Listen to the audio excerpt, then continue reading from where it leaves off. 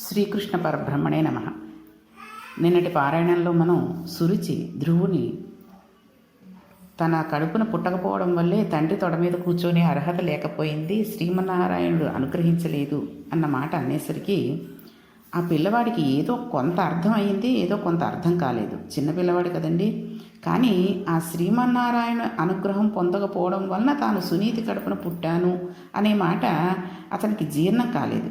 ఇది చెప్పడానికి వాడికి భాష చాలదు. చిన్న పిల్లవాడు, చెప్పడం చేతకాని వాడు ఏడుస్తాడు. ఈవేళ నారాయణ అనుగ్రహం తనకెందుకు లేదని చెప్పుకోవడం చేతకాని వాడైన ధ్రువుడు ఏడుస్తూ వెళ్ళిపోయాడు. ఇది మనకు ఒక పరమ పావనమైన ఆఖ్యానమును అందించబోతోంది. ఇలా ఏడ్చినవాడు ఎవరూ లేరు. ఏడ్చిన వాళ్ళందరూ సురుచి కోసం ఏడ్చిన వాళ్ళే తప్ప, అయ్యో మనం నారాయణుడి అనుగ్రహాన్ని ఎందుకు పొందలేకపోతున్నాం అని చెప్పి ఏడ్చిన వాళ్ళు ఎవరూ లేరు. నాకు ఇంకా కారు లేదని ఏడ్చినవాడు, భోగం లేదని, ఆ భోగం లేదని, ఆ భోగం ఎదుటివాడికి ఉందని, ఈశ్వరుడు అన్ని ఇచ్చినా సరే ఇంకా ఏదో లేదని వెతుక్కుని ఏడ్చినవాడు తప్ప, ఉన్నవాడితో సంతృప్తి పడి ఈశ్వరుడు కోసం ఏడ్చినవాడు ఎవరూ లేరు. ఇవాళ నారాయణ అనుగ్రహం తనకెందుకు లేదని ఏడుస్తూ వెళ్ళిపోతున్నాడు. చెప్పుకోవడం చేత కానివాడు, చంటి పిల్లాడు. ఇది చాలా ఆశ్చర్యకరమైన సంఘటన. 5 ఏళ్ల పిల్లవాడికి ఇలాంటి ఆలోచన వచ్చింది. ఇలాంటి ఆలోచన రావడం చాలా గొప్ప. మరి ఇంత వయసులో వచ్చినా మనకెందుకు ఇంకా రావట్లేదు అన్నది మనం ఒక్కసారి మనల్ని మనం పరిశీలించుకోవాలి. సాధారణంగా ఇటువంటి ఆర్తి ఎవరికీ రాదు. నాకెందుకు రాదు అనుగ్రహం అని ఏడవడం వైరాగ్యమే. కాబట్టి ఇప్పుడు ఆ పిల్లవాడికి తెలిసి తెలియని వైరాగ్య సంపద ఏర్పడింది. దానిని పూర్ణ వైరాగ్యం చేసేవాడు ఒకడు ఉండాలి. దానిని ఆ మార్గంలో తిప్పగలిగిన వాడు ఒకడు ఉండాలి. పిల్లవాడు ఏడుస్తూ అమ్మ దగ్గరికి వెళ్ళాడు. సునీతి మాటకి, సురుచి మాటకి ఎర్రగీత గీసినంత తేడా ఉండాలి. అలా లేకపోతే మనం ఆవిడ్ని సునీతి అని పిలవడానికి వీలు లేదు. అమ్మ వాడిని ఎందుకురా ఏడుస్తున్నావు నాన్న అని అడిగింది. అమ్మ దగ్గర ఒక లక్షణం ఉంటుంది. పిల్లవాడికి ఏ కొద్ది హాని జరిగినా ఏదో పెద్ద అపకారం జరిగిపోయినట్టు పరితపించిపోతూ ఉంటుంది. అమ్మ లేకపోతే అసలు లోకమే లేదు.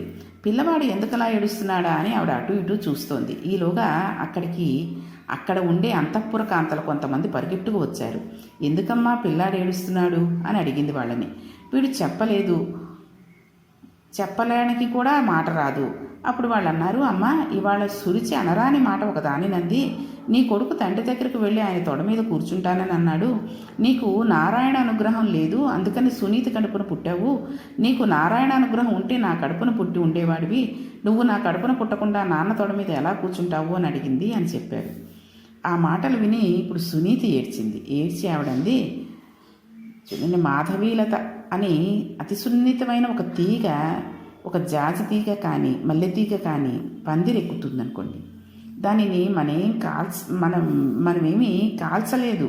కానీ చాలా నాజూకుగా పరమకోమలంగా ఉండే ఒక మల్లె తీగకు కొద్దిగా అంత దూరంలో ఎవరో చెత్త తగలబెట్టారనుకోండి, అప్పుడు ఒక పెద్ద మంట రేగింది. దాని సెగకి ఈ తీగ కొద్దిగా కొట్టిందనుకోండి, అసలే ఇది పరమ సౌకుమార్యంగా ఉండేటటువంటి తీగ. అక్కడికి మంట వేడికి వడిలి మాధవీలత ఎలా కందిపోతుందో అలా సునీత మనస్సు కందిపోయింది. చూడండి ఎంత చక్కటి ఉదాహరణ వేశారు. ఆవిడ కొడుకుని చూసింది, నాన్న మీ నాన్న తోడ ఎక్కనివ్వలేదని ఏడుస్తున్నావు కదా, ఎవరికైనా దుఃఖం కలిగితే ఆ దుఃఖానికి కారణమని వేరొకరిని నిందించకూడదు. నీ పిన్ని నిన్ను నాన్న తోడ ఎక్కనివ్వలేదు అని నువ్వు ఏడుస్తున్నావు, కానీ నువ్వు అలా ఏడవకూడదు. పిన్నిని ఏమీ అనకూడదు. నీ దుఃఖానికి కారణం పిన్ని కాదు. నువ్వు గత జన్మలో చేసుకున్న పాపమే ఇవాళ నువ్వు ఏడ్చేటట్టు చేసింది. నీ పినతల్లి నీ తల్లితో సమానమైనది. నీ పినతల్లిని నువ్వు ఇంకొక మాట అంటే అమ్మని దూషించిన పాపం కట్టి కుడిపేస్తుంది. మళ్ళీ బాధపడతావు. నీ పినతల్లి కానీ నేను కానీ నీ తండ్రి కానీ నీ బాధకి కారణం కాదు. నువ్వు చేసుకున్న పాపకర్మయే నీ దుఃఖానికి కారణం అంది. అసలు ప్రపంచంలో ఏ తల్లైనా ఇలా మాట్లాడుతుందండి. అసలు నిజానికి ఈ రోజులను బట్టి చూడండి, ఏదైనా ఉందంటే అవతల వాళ్ళ మీద తీసేసి, నువ్వు నాన్నమ్మతో ఇలా మాట్లాడకు, తాతగారితో అలా మాట్లాడకు, బాబాయిని చూడకు, మామయ్యని చూడకు, అమ్మమ్మతో మాట్లాడకు, నాతోటే ఉండు, మీ నాన్న ఇలాంటి వాడు అని ఇలాంటివి చెప్పేవాళ్ళు ఎక్కువైపోయారు తప్పితే, సునీతి మాట్లాడినట్టుగా మాట్లాడితే పిల్లలందరూ ఎంత అభివృద్ధిలోకి వస్తారు, ఎంత గౌరవ మన్ననలు ఇస్తారు, పెద్దవాళ్ళకి ఎంత మర్యాద ఇస్తారండి. పిల్లలకి సంస్కార బలం ఎక్కడి నుంచి వస్తుందో వ్యాసుడు తీర్పు చెప్పేస్తున్నాడు. ఇంట్లో తల్లిదండ్రులు మాట్లాడే మాటల నుండి పిల్లలకి సంస్కార బలం వస్తుంది. అలా రాకుండా వాడికి కుసంస్కారం వస్తే అది వేరు విషయం. కానీ 99% పిల్లల సంస్కారానికి తల్లిదండ్రులే బాధ్యులు. మనం ఎలా నడిస్తే మన పిల్లలు కూడా అలా నడుస్తారు. వారి నడవడి మనల్ని అనుసరించి ఉంటుంది. తల్లిదండ్రులు ఎలా ఉంటారో పిల్లల నడవడి అలానే ఉంటుంది. అందుకే 7 తరాలు అటు ఇటు చూసి పిల్లని తెచ్చుకున్నాం, లేక పిల్లాన్ని తెచ్చుకున్నాం అంటూ ఉంటాం. పిల్లని ఇచ్చే ముందు ఆమె తల్లిదండ్రులు నడవడి, ఆ వంశంలో వారి నడవడి ఎలా ఉంటుంది అనే విషయాన్ని పరిశీలిస్తారు. ఆ వంశంలో ఎవరైనా మహాపురుషుడు ఉన్నట్లయితే ఆయన తేజస్సు మరల ఈ పిల్ల కడుపును మనవడిగాను మునిమనవడిగాను మళ్ళీ పుడతారు అనే ఆశతోటి ఆ వంశాల్లో వాళ్ళ పిల్లని తెచ్చుకుంటారు. పుడితే ఒకవేళ ఆ వంశం పావనం అయిపోతుంది. అటువంటి ఇంటికి తన పిల్లను పంపించాలని తాపత్రయపడతారు. తన కూతురు వారింటి కోడలైతే బాగుండును అని కోరుకుంటారు. కాబట్టి తల్లిదండ్రుల సంస్కార బలం అనుసరించి పిల్లలు ఉంటారు. ఆవిడ ఇంకా ఇలా అంది, నీవు ఇవాళ ఈ బాధ ఎందుకు పొందుతున్నావో తెలుసా? మీ పిన్ని ఆ మాట వట్టినే అనలేదు. మీ నాన్నగారికి నేను కూడా భార్యనే, కానీ ఈవేళ నాకు భార్య స్థాయి లేదు. ఒక నికృష్టమైన దాసిని నేను. నికృష్టమైన దాసి పక్కపక్కన నిలబడితే మీ నాన్నకు ఏదైనా అవసరమైతే ఆయన నికృష్టమైన ఆ దాసిని పిలుస్తాడు, కానీ నన్ను పిలవడు. నా పాపకర్మ అలా నన్ను కుట్టి కుడుపుతోంది. మీ నాన్న చేత సురుచి పొందినటువంటి అదృష్టం నేను పొందలేకపోయాను. నేను పొందలేని కారణం చేత నువ్వు పొందలేకపోయావు. ఇది నా దురదృష్టం. మీ నాన్నగారు ఒక భార్య పట్ల ఇలా ఉన్నారంటే అది నా దురదృష్టం. నా కడుపున పుట్టడం వలన నా దురదృష్టం నిన్ను కూడా వెంటాడుతోంది అంది. అంతేగాని ఆవిడ వేరొకరి మీద నెట్టేసి ఈ నెపమంతాను ఎవ్వరినీ ఒక్క మాట కూడా అనలేదు. తన యందు దోషం ఆరోపించుకుని తని మాట్లాడేసింది. అసలు ఇలా మాట్లాడడం, ఇంత సంస్కారయుతంగా ఉండడం నిజానికి చాలా కష్టం. ఇవి ఏవో నేర్చుకుందాం అనుకుంటే వచ్చే మాటలు కావు. చూడండి, a situation of crisis reveals your character. మామూలుగా నడవడి అందరూ నడుస్తారు. అన్నీ అనుకూలంగా ఉన్నప్పుడు ధర్మంలో నిర్వహించడంలో గొప్ప లేదు. ఏది అనుకూలంగా లేనప్పుడు ధర్మం నిర్వహిస్తే గొప్ప. రామచంద్రమూర్తికి అన్నీ కలిసి రాలేదు. ఎన్నో కష్టాలు పడ్డాడు. ఎన్ని కష్టాలు పడ్డా ధర్మాన్ని మాత్రం ఆయన వదిలిపెట్టలేదు. ధర్మాన్ని వదిలిపెట్టకుండా ఉండడం ఒక గొప్ప. అది ఉద్విగ్నమైన సంఘటన జరిగినప్పుడు ఎవరి శీలము ఏమిటి అన్నది అప్పుడు పైకి వస్తుంది. అప్పుడు మనం మాట్లాడే మాటలను బట్టి, ఒక సంఘటన యందు మన ప్రవర్తనను బట్టి మనం భక్తులో శాస్త్ర ప్రావీణ్యం ఉన్నదో లేదో, మనం నేర్చుకున్నది మనం నడవడి పెట్టినారో లేదో తెలిసిపోతూ ఉంటుంది. ఇప్పుడు ఇక్కడ జరిగిన సంఘటన ఉత్తానపాదుడి బలహీనతను బయటపెట్టింది. సురుచి అహంకారంను బయటపెట్టింది. సునీతి శీలంను బయటపెట్టింది. ధ్రువుని మనసులో ఏర్పడిపోతున్న ఒక కొత్త కోరికను బయటపెడుతోంది. ఇన్ని విషయాలను ఆధారభూతమైన ఒక సంఘటనను ఎత్తుకుంటున్నాడు వ్యాసుడు. ఆవిడంది, నాన్న ఎందుకురా భంగ పెట్టుకుంటావు? చూడండి, సురుచి ఏం చెప్పిందో అది పరమ యథార్థం. నిజంగా నీ తండ్రి తొడు ఎక్కి కూర్చోవాలన్న కోరిక నీకు ఉంటే నీ తండ్రి మనస్సును మరల అలా మార్చగలిగిన వాడెవడో తెలుసా? అది నీ అంతా నీకు సాధ్యం కాదు. ఈశ్వర పాదములు పట్టుకోవాలి. పట్టుకుంటే సురుచిని తిరస్కరించగలవు. సునీతికి పెద్దపీట వేయగలవు. ఆత్మధర్మమును భక్తితత్వమును ఒప్పుకోగలవు. నీ ధర్మమునందు నీవు నిలబడగలవు. ఈ భౌతిక సుఖములు అక్కర్లేదని సురుచిని తోసిరాజనగలవు. ధర్మవిరుద్ధమైన సుఖమునందు మమకారమును విడిచిపెట్టగలవు. అలా విడిచిపెట్టడానికి ఈశ్వరానుగ్రహం ఉండాలి. అందుకని ఏది సురుచి చెప్పిందో అది యథార్థం. నీకు నిజంగా నీ తండ్రి తొడ ఎక్కాలనే కోరిక ఉంటే నీవు శ్రీమన్నారాయణ పాదసేవనం చేసి ఉండాలి.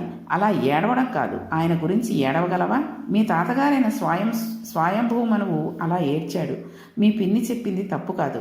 మీ పిన్ని పరమసత్యం చెప్పింది. నీవు అరణ్యానికి వెళ్ళి అక్కడ కూర్చుని శ్రీమన్నారాయణుని గురించి ధ్యానం చేయి.